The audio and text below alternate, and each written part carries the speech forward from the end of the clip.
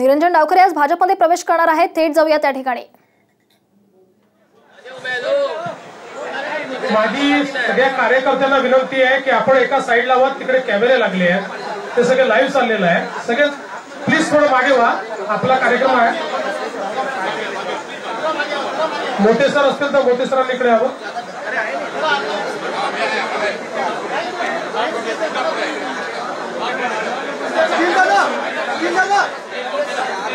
इकडे गेट मध्ये उपस्थित कार्यकर्त्यांनी या साईडला यावं, या हे दार उघडून तरी इकडे मागे या।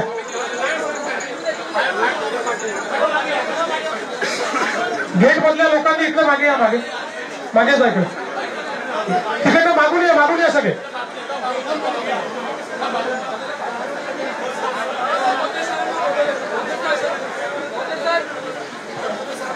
अरे बाबा हे तुम्ही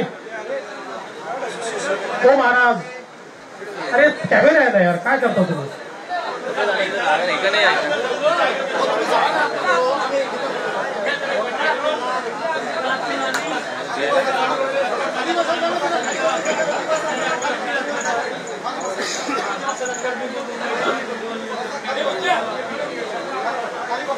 मोबाईल त्याला तिकडला काढायला लागला ना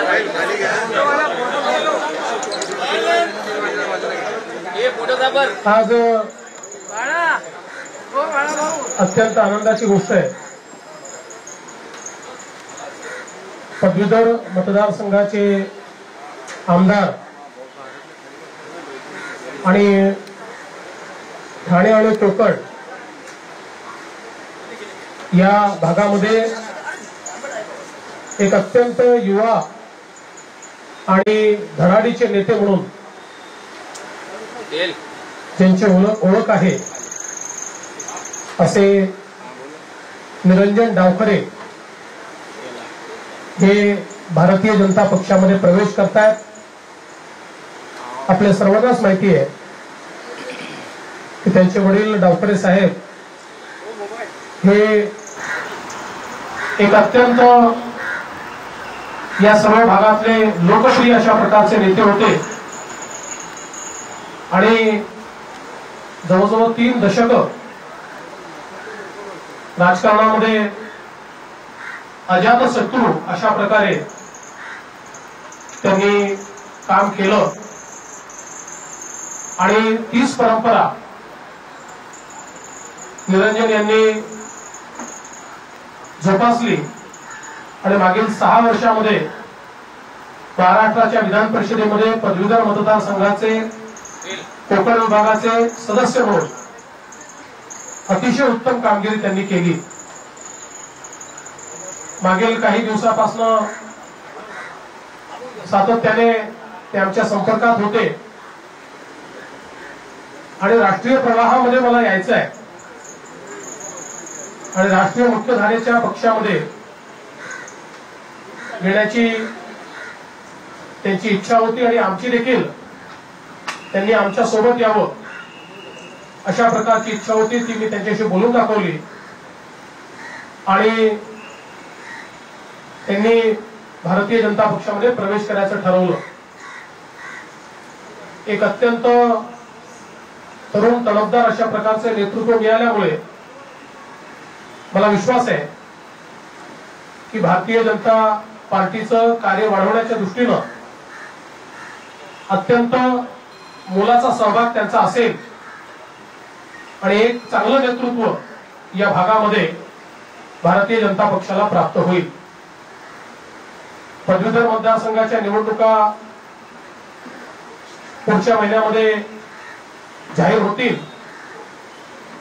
आधी त्या जाहीर झाल्या होत्या पण त्या पोस्टपोन झाल्या, पण त्यावेळी या मतदारसंघातनं भाजपचे उमेदवार म्हणून निरंजन डावखरे यांच्या नावाची शिफारस आम्ही आमच्या केंद्रीय कमिटीकडे करतोय आणि तिकडनं लगेच त्याची मान्यता आम्हाला मिळेल आणि पुन्हा एकदा की निरंजन डावखरे हे अत्यंत चांगल्या मतानं त्या ठिकाणी निवडून येतील आम्हाला विश्वास आहे। मी भारतीय जनता पक्षामध्ये निरंजन डावखरे यांचं मनपूर्वक या ठिकाणी स्वागत करतो आणि आमचे अध्यक्ष माननीय रावसाहेब पाटील दानवे यांना विनंती करतो की त्यांना भाजपमध्ये प्रवेश द्यावा.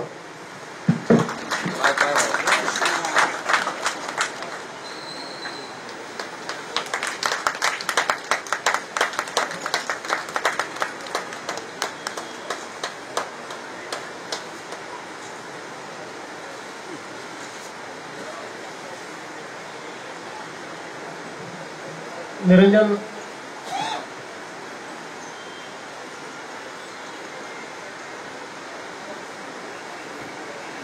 कुमार आहे कुमार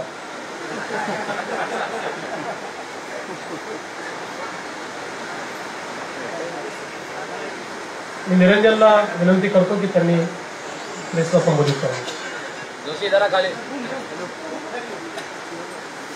नमस्कार.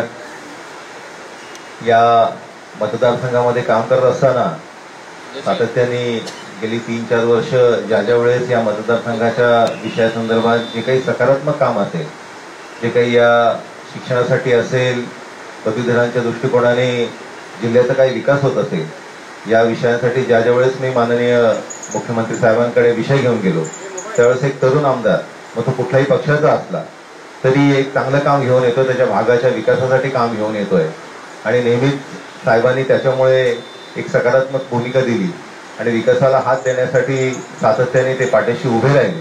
त्यामुळे त्यांच्या नेतृत्वावर विश्वास ठेवून मी आज बीजेपीमध्ये प्रवेश करतोय आणि त्याचबरोबर कुठेतरी राष्ट्रीय प्रवाहात यावं त्या दृष्टिकोनाने माननीय मोदी साहेबांचं जे काम देशभर चालू आहे, विकासाच्या दृष्टिकोनाने आज मोठमोठे प्रोजेक्ट आपण देशभर होताना बघतोय. या विकासाच्या दृष्टिकोनावर विश्वास ठेवून मी आज बीजेपीमध्ये प्रवेश करत आहे.